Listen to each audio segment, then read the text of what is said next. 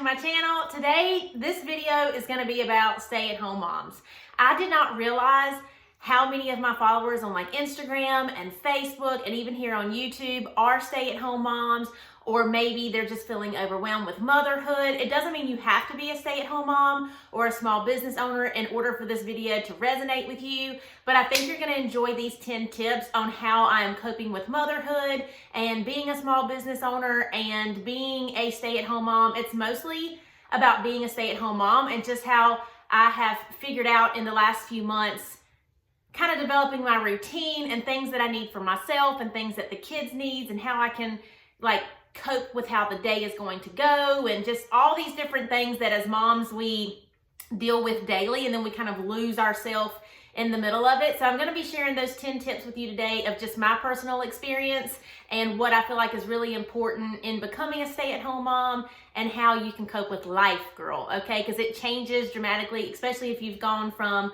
being a working single woman to now married to now being a mom, and then you're transitioning to being a stay-at-home mom. So my first tip, and this is probably going to be like a no-brainer, and I think a lot of people are going to agree with this, and if not, try it. My first tip is going to be get dressed.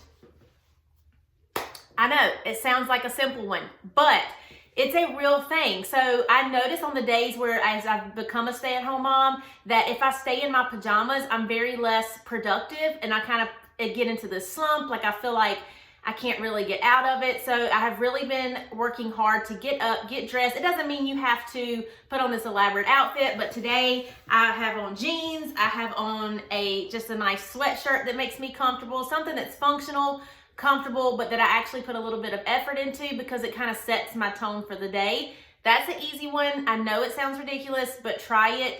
Get dressed, honey.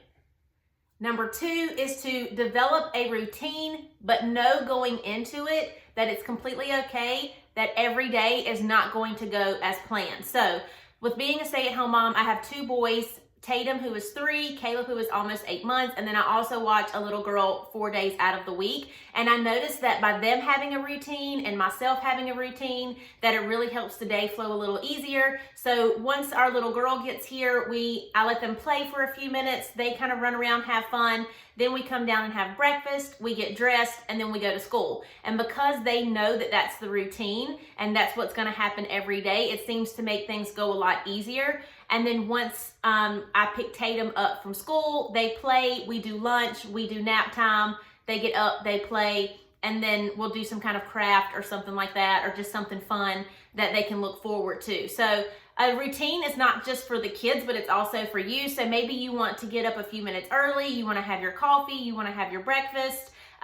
Maybe at night you'd like to have a nice routine for yourself of something to do, but just knowing every single day that this is kind of how things are going to flow. It helps things with the kids. It helps them transition really well. It gives you an idea of some stability of what's going to happen. But know that every day will not be perfect. That's a big one to kind of come to the realization. You're going to have days that are harder. Maybe someone doesn't feel good. Maybe you didn't get a lot of sleep the night before, or the babies or the kids didn't get a lot of sleep. So things will change, and that's a hard part, as I feel like a mom or a parent in general is just when you do kind of get that wrench thrown at you and you're like, ugh, today's going to be a rough one. But if you still kind of try to follow that routine as best you can, everybody still knows what's happening. Everything is still going to flow as easily as possible. And then in between, you just kind of help deal with those moments as they come. Tip number 3. Organize and downsize your home. This is going to help with tip number 2. The reason being is I'm on a huge like minimalism journey. I really just want to be this like minimal mom. I want our home to work with us, not against us. I say it all the time. And I've realized lately, after reading several different books, there's one about simplicity, living simply, something like that. I'll link a few of the books down into the description that have really helped me just come to the realization that there's so many things in our home that we just don't need. They're just taking up all of this extra space that doesn't need to be there. They're adding other things throughout the day that I have to do that I wouldn't necessarily have to do. And by downsizing my home and downsizing all of the items and things in here and just getting rid of them or donating them, it frees up a lot more space. So it feels like I have less to clean, less to do, and less stuff just laying around my house that mentally I see and feel like there's a lot to do, but in reality it's just a lot of extra stuff laying around that's either not being used, that's maybe old food that needs to be discarded, or like has been opened up, like bag of chips that's been sitting in the back of the pantry, or maybe it's just clothes that the kids have grown out of that we could donate to someone else, old toys that are either broken or don't have matching pieces. Like, just get rid of all of that extra stuff. Maybe you have old clothes that you don't wear anymore. Maybe you have old sheets that need to be thrown out, or pillowcases, home decor items that you don't use. Get rid of all that so that when you look at your house and everything has its home and you only have what you need, it puts you in a mental state of being like, okay, home, we got this. So I really encourage you to organize your home, organize your pantry, organize your refrigerator. I have several different YouTube videos on this of how I organize my pantry and my home. That way, everything that has a space, the kids know where to get their snacks from. I know what I need to purchase grocery-wise because we pretty much get the same things every week. And then as things are getting deplenished in the refrigerator or in the pantry, I can just scoot them forward and restock them in the back, and everything is where it needs to be, and it will work with you. I promise you, it can be kind of a tedious task to go through things, but just start in one room and work yourself around, and it will come and you will feel so much better. It's like having a best friend that doesn't even speak, but she's there to help you. Tip number 4, schedule self-care for yourself. Now, I have self-care that I like to do throughout the day. One of them is having my coffee. One of them is listening to a nice book when I'm dropping the kids off. One of them is maybe reading a book at night when I get into bed, or getting on Pinterest and just getting ideas and inspiration of things that I want to do around my house. That is different than scheduling self-care. So for me, I like to get my hair done every few months. I do like to keep my nails done for the most part, or maybe you just want to treat yourself to a pedicure, or maybe you want to go have a facial. Schedule something like maybe once or twice a month that you can do that's for yourself, that you can step away from the house, do something that only involves you, it's for you, and it just re-energizes you to remind you, like, yes, I am a mother, but I'm also a woman, I'm a human being, and I like these things, and I want to do something for me that's important. So whether that be your hair, your nails, or anything like that, maybe you want to get a massage, maybe you want to, I don't know, just sit out on your porch with a nice glass of wine, whatever that is, schedule something for yourself, take care of yourself, because let's be honest, we take care of everyone else. We have to fill our cup too. Tip number 5, give yourself something to look forward to. For me, this is home projects. I love doing stuff around my house. Again, it kind of comes back to organizing, or just doing something to our home. Like, we just recently did an accent wall. I'm also in the process of making a YouTube video on how I'm redoing my pantry. Like, I'm here all the time. You know what I mean? So I love doing stuff for my house. I love doing stuff that gives me something to look forward to. It gives me a nice little project to do. This could also be scheduling a nice weekend vacation with you and your family, going to the beach for the day. We love to go to the museum. Like, give yourself something to look forward to. It could be either just you or something for the kids. Maybe you and your husband like to go do something, maybe a date night. But give yourself something to look forward to, because as a stay-at-home mom, we're surrounded in our daily routines of just being at home, going to school, you know, cleaning the house, doing the laundry, making the beds, all these different things, making grocery lists. So if you let it consume you, it becomes too much of a routine, and then you just feel like there's no change and there's nothing going on that you can look forward to that's not the same. So give yourself something exciting to look forward to. Again, we like going to the museum. We love to go to the beach maybe once a year, or the mountains. Something that we can just do that's fun and we can get out of the house. Number 6, and this one might get loud because I've got the baby down here. But number 6 is to also give yourself a hobby. Give her something that doesn't have to do with motherhood, something that's for you. Obviously for me, I'm Life by Leanna Michelle. This is my hobby. I love doing YouTube videos. I love being on Facebook and doing live videos. I like being on Instagram and sharing photos of like my fitness journey, my home decor projects, DIYs, things like that. Make sure you look me up over there if you just need some inspiration, and make sure you subscribe to this channel because I told you she was gonna get loud. I'll always do stuff here too, and I never stick to just one thing. I don't like to be in a box of just one particular thing that I like to do. But if you do have a hobby, maybe you like to scrapbook, maybe you like to make t-shirts, or maybe you have an Etsy shop, or anything like that that you like to do that's your hobby, find something that's just yours. It doesn't involve the kids, it doesn't involve the husband, it's just yours, it's your thing. It's something that you get excited about, that you enjoy communicating with other people with, whatever it is, but find something that's yours, stick with it, and give yourself that time, at least throughout the week or something along those lines. It helps to have something that's yours. Contrary to what's going to be happening right now with tip number 7, give yourself some quiet time. Now, for me, I love my nighttime routine. I love taking a nice shower, doing my skincare routine, maybe whitening my teeth for a few minutes, getting in bed, turning on my essential oils, my diffuser, putting on my lavender, and just kind of have some dim lighting in my room and get in and just read a book. That was one of my goals for the beginning of the year, was to really start reading more. I love self-help books or anything that has to do with organization. So I love just getting my nice jammies on. Amazon has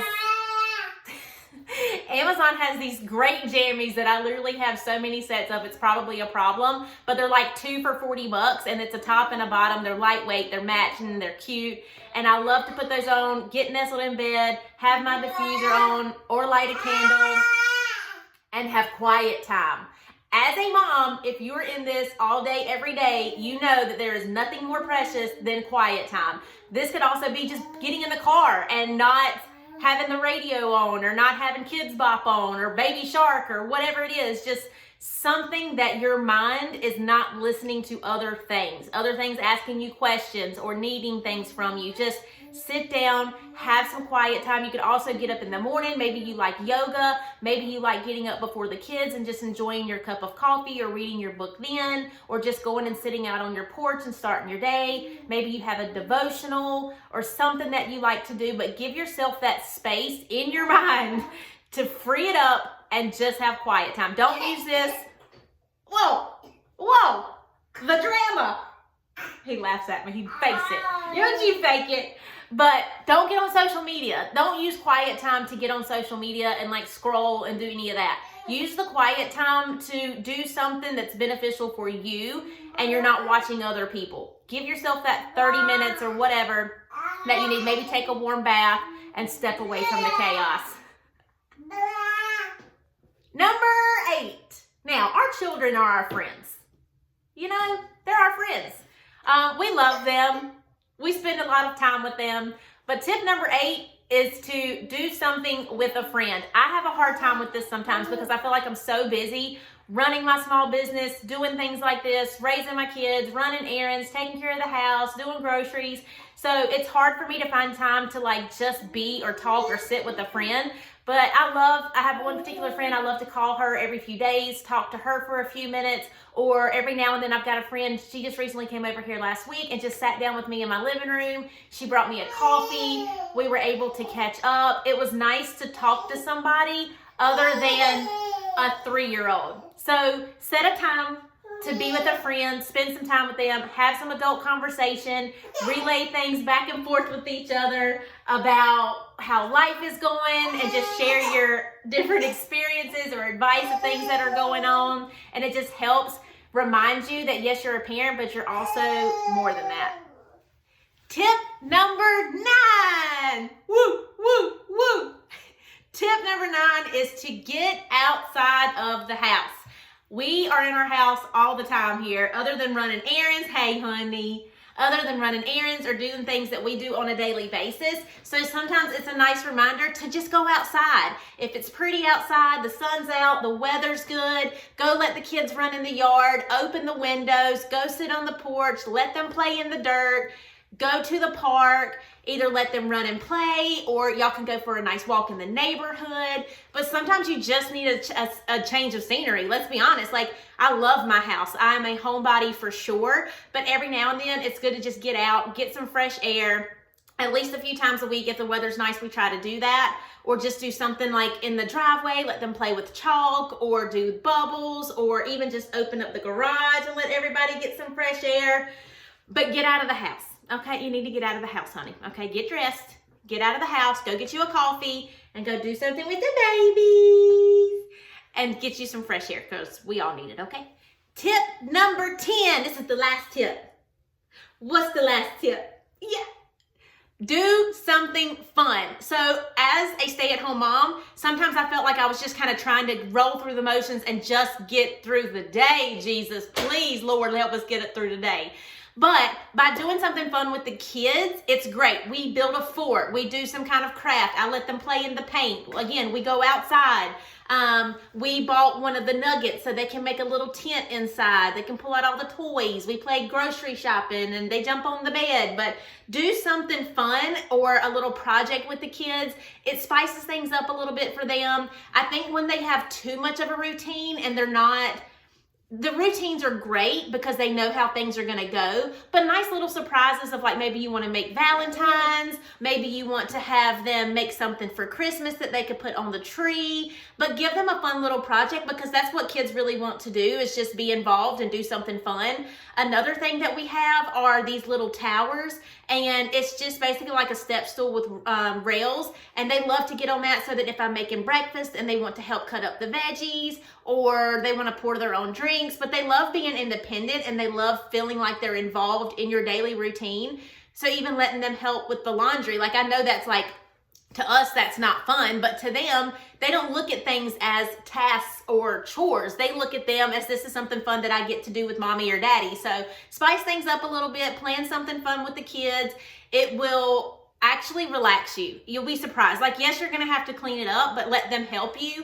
But it'll entertain them. It'll give them a few moments of just doing something that's out of the norm. And just remember, girl, this is a bonus tip. You are a survivor. I'm a survivor. You're going to make it. You're going to make it. But if you follow these 10 tips that I've given you, I promise you'll never be able to be fully consistent with them, but just be mindful of these 10 tips and remind yourself that, yes, we're here to take care of our children, but we also need to take care of ourselves. And I promise you, there's going to be hard days, but 90% of the time, it's absolutely worth being home with my kids. This was always a goal for me. Once I had Tatum, he was my first baby. This is Caleb, he's 8 months. And I knew that at some point, I mean, look at this. I didn't want to sit at my desk anymore. I didn't want to sit at my desk. I wanted to be home with my babies, and I wanted to just be the one I got to watch him roll over for the first time. Like, the hard days completely outweigh the hard moments. You know what I mean? So just remember, it is a true thing that the days are long, but the years are short, and we will get through this. I really hope you enjoyed this video. Maybe it gave you some inspiration or just that peace of mind that you are not alone. And if you need me, message me, girl. Look me up on Facebook and Instagram. I'd love for you to be part of Life by Leanna Michelle. Please be sure, again, to give this video a thumbs up and subscribe. I love you so much. It's going to be okay. It's going to be okay. Love y'all. Okay, bye.